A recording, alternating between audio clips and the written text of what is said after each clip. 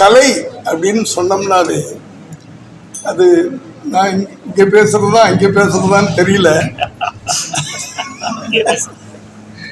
கலை அப்படின்னு சொன்னோம்னாலே அது ஒரு எனர்ஜியான ஒரு விஷயம். நம்ம அவங்க சொன்னாங்க, இந்த கை நம்ம செயல்படும் போது ரைட் பிரெயின் ஒர்க் பண்ணுது, இந்த கை வேலை செய்யும்போது லெஃப்ட் பிரெயின் ஒர்க் பண்ணுது, நடனம் ஆடும்போது ரெண்டு பிரெயினும் ஒர்க் பண்ணுது, ரெண்டு சைடு பிரெயினும் ஒர்க் பண்ணுதுன்றாங்க.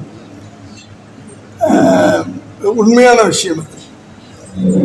அப்போ ரெண்டு பிரெயினும் ஒர்க் பண்ணும்போது நம்ம எவ்வளோ ஆக்டிவாக இருக்கும். அதனால தான் இந்த நடன கலைஞர்கள் அவங்களுக்கு வயசே ஆகிறது இல்லை முதல்ல. அடுத்தது அது கலை, நடனம்ன்றது கலைக்குள்ள நடனம், இசை, எல்லாமே நடிப்பு, டைரக்ஷன், இது எல்லாமே நீங்கள் பார்த்தீங்கன்னா நம்மளை எப்போவுமே ஒரு எனர்ஜியாக கிரியேட்டிவான விஷயம் அது. அந்த காலத்தில் எல்லாத்தையுமே பாவங்களில் சொல்லிக்கிட்டு இருப்பாங்க. அது பேர் தான், அந்த பாவங்கள் தான் நடனம்ன்றது பாவங்கள் தான். அதாவது அப்பத்த படங்கள்லாம் நீங்கள் பார்த்துருந்தீங்கன்னா, அப்பத்த நடிகைகள் அவங்கெல்லாம் பார்த்துருந்தீங்கன்னா இன்னும் அது என்ன படம், சங்கராபரணம் இசை, அதே போல் சலங்கை ஒளி, அப்புறம் பத்மினி நடிச்சிருப்பாங்களே, அது என்ன, சிவாஜி பத்மினி, இல்லைனா மோகனாம்பா. இதெல்லாம் இப்படிப்பட்ட படங்கள் இனிமே பண்ணவும் முடியாது, பண்ணுறதுக்கு ஆர்டிஸ்ட் கிடையாது, பண்ணுறதுக்கு டெக்னீஷியன் கிடையாது. அப்படி படங்கள்லாம் இப்போ வர்ற படங்கள் வேற மாதிரி. டெக்னிக்கலி நம்ம எங்கேயோ டெவலப் ஆகி போயிட்டு இருக்கோம். ஆனால் நம்ம கலாச்சாரங்கள் கொஞ்சம் கொஞ்சமாக அப்படியே மங்கிக்கிட்டே போகுது. அதை இந்த பள்ளி நிறைவேற்றும் அப்படின்னு நான் நம்புகிறேன். ஏன்னா அந்த இசை அப்படின்னு சொல்லும்போது என்னுடைய அனுபவம், என்னுடைய எக்ஸ்பீரியன்ஸ், அதாவது என் மனைவி கேள்விப்பட்டிருப்பீங்க, அவங்க 12 வயசுலேயே பாட ஆரம்பித்தாங்க. இப்போ இங்கே இருக்கிற அத்தனை கலைஞர்கள் பார்த்தீங்கன்னா, இளையராஜா அந்த காலத்துல இளையராஜா ஒரு பேரை சொல்லாத நாளே இருக்காரு. சதா சதா சதான்னு சதா கூப்பிட்டுட்டே பாட்டு கூட. இவங்களெல்லாம் அவர் கூப்பிடாத நாளே இருக்காது. ஏன்னா நான் அசிஸ்டன்ட் டைரக்டரா அந்த 70களில் இருந்ததுனால நான் அப்போ இருந்து எனக்கு தெரியும்.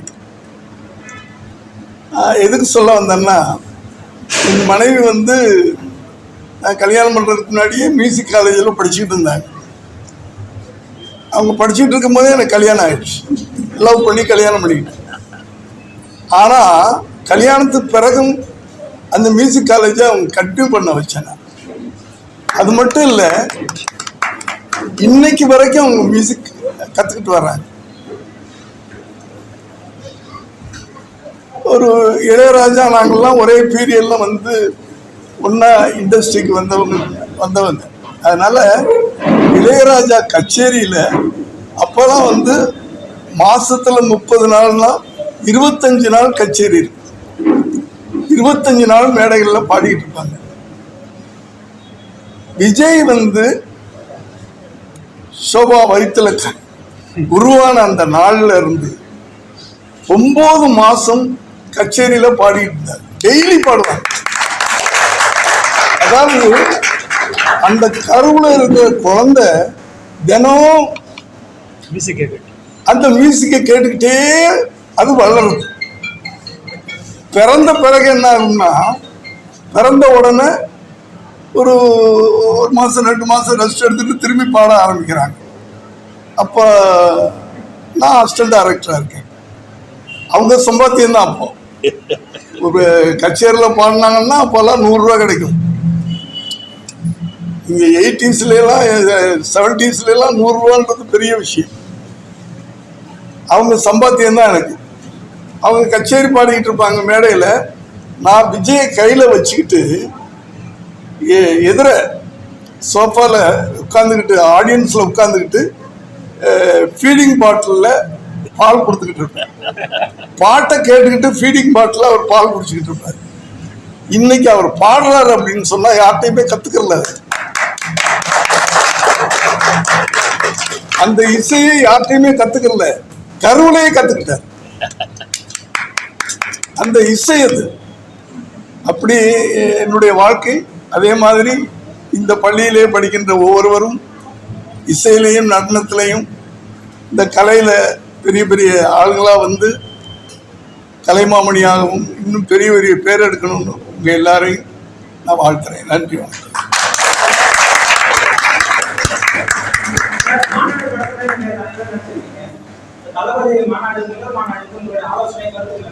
இங்க வந்து கலையை சம்பந்தப்பட்டமா நம்ம வந்திருக்கிறோம். கலை சம்பந்தமா ஒரு விஷயம் ஆரம்பிக்கிறோம். நீங்க மத்த சோசியல் சம்பந்தமா நீங்க வெளியில கேளுங்க, நான் சொல்றேன். ஓகே, தப்பா எடுத்துக்காதீங்க. ஓகே, இங்க இந்த பள்ளி சம்பந்தமா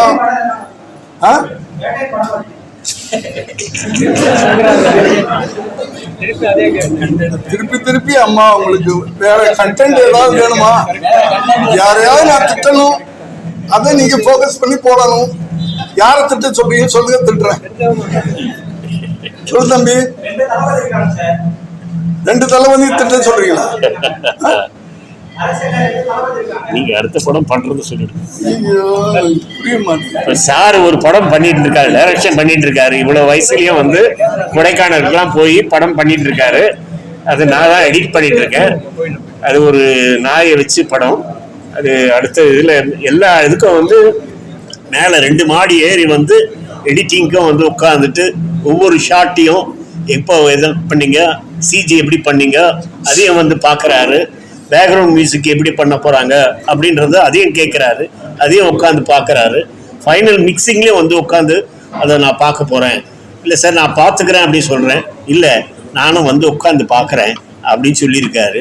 ஸோ அதுதான் இந்த வயசுலேயும் அவர் டைரக்ஷன் பண்ணிட்டு இருக்காருன்றது தான் ரொம்ப முக்கியமான ஒரு விஷயம். எந்த நேரத்துல என்ன கேள்வி கேட்கணும், நல்லா இருப்பீங்க, நாங்களும் நல்லா இருப்போம், நீங்களும் நல்லா இருப்பீங்க.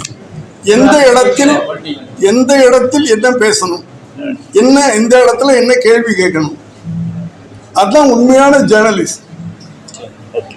அந்த ஜேர்னலிசம் உண்மையா இருக்கட்டும். முன்னாடி நாங்க பேசிட்டு இருந்தோம், எங்க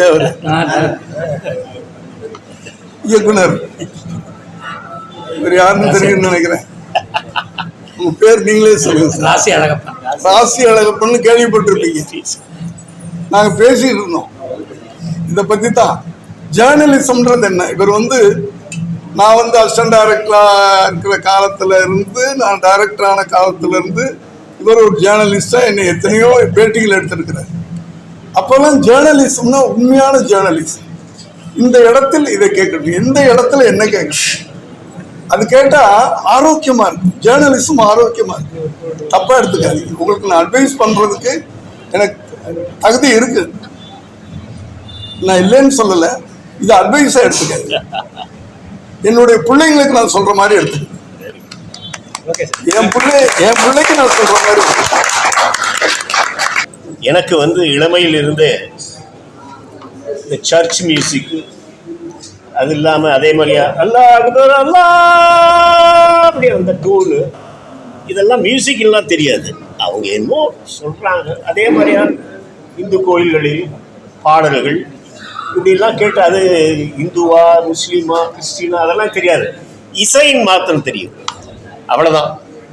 அப்போ அந்த காலகட்டத்தில் சந்திரபாபு ஆக்டர் சொல்லுவார், டேய் டான்ஸ்லாம் ஆடுறா, அந்த இசை இதுக்கும் பொழுது சும்மா தலையெல்லாம் கூட ஆட்டுறா, இல்லை கரெக்டாக தலையை ஆட்ட முடியாது அப்படின்னு. பரவாயில்லடா தலையை ஆட்டு அப்படின்வார். அது சிங்கில் இருக்கணுமா இல்லையா அப்படின்ற கூட சொல்ல மாட்டார், தலையை ஆட்டு அப்படின்வார்.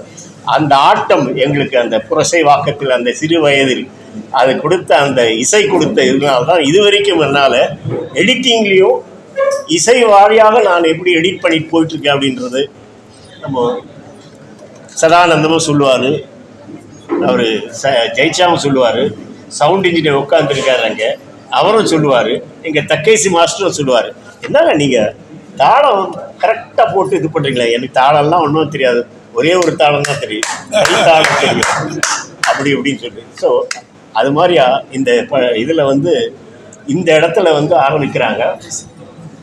டி சிஸ்மா அதனுடைய ஒரு பள்ளி இங்கே ஆரம்பிக்கிறது. அது வந்து இங்கே படிக்கிறவங்களுக்கு மாத்திரம் இல்லை, இந்த இன்ஸ்டியூட்டில் படிக்கிறவங்களுக்கு மாத்திரம் இல்லை, வெளியேருந்து எல்லாரும் வந்து படிக்கிறதுக்காக எல்லா காரியங்களும் இங்கே இந்த ஹாலில் தான் எல்லாத்தையும் பண்ண போகிறாங்க.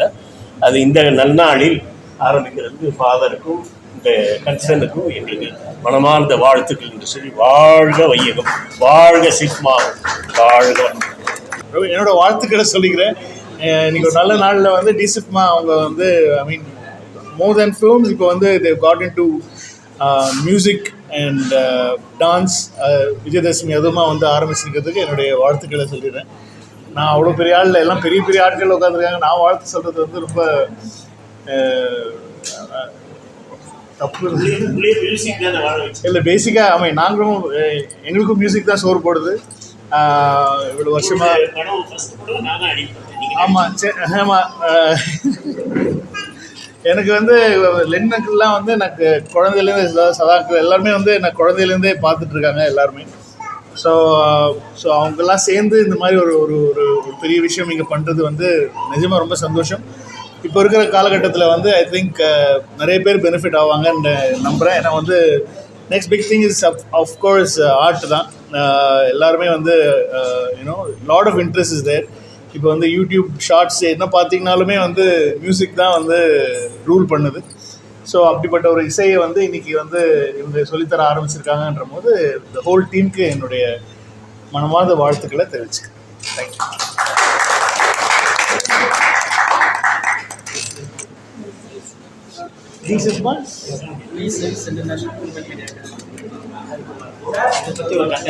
ஓகே, டி சிஸ்மா டி sales international film and media அகாடமிக்கு என்னுடைய மனமார்ந்த வாழ்த்துக்களை சொல்லிக்கிறேன்.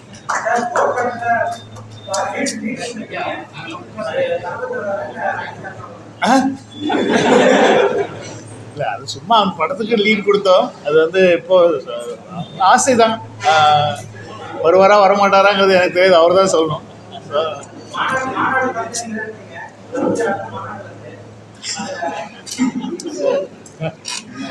சரி,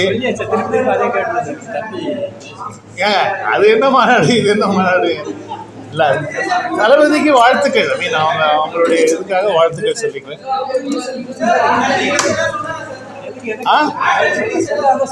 ஏன்னா அவர் ஃபர்ஸ்ட்லேருந்தே நல்லா ஹாப்பி தான். ஐ மீன் ரொம்ப ஹாப்பியாக தான் இருக்காரு. It's very very happy about the output. எல்லாமே ரொம்ப சந்தோஷமாக தான் இருக்கு.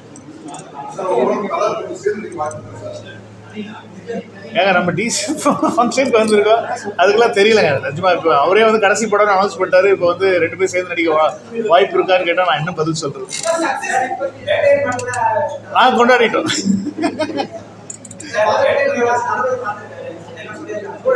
என்னம்மா பார்த்தோம், நல்லா என்ஜாய் பண்ணோம், சூப்பராக என்ஜாய் பண்ணோம். நல்லா எல்லாருமே தலைவர் ஃபேன்ஸ் தானே, அதனால் நல்லா என்ஜாய் பண்ணோம். தெரியல, அது ஐடியாலாம் இல்லை தெரியல. அண்ணன் கூப்பிட்டாருன்னா போயிட்டு வரலாம். ஆமாம், இதுதான் நீங்கள் வந்து இதுதான் போடுவீங்க கட் பண்ணி. அதுதான். ஸோ அதனால் வந்து உங்களுடைய சப்போர்ட்டை கொடுங்க. கண்டிப்பாக இந்த மாதிரி ஒரு ஒரு ஆர்ட் ஃபார்முக்கு வந்து நீங்கள் கண்டிப்பாக உங்களுடைய சப்போர்ட்டை வந்து கொடுக்கணும்.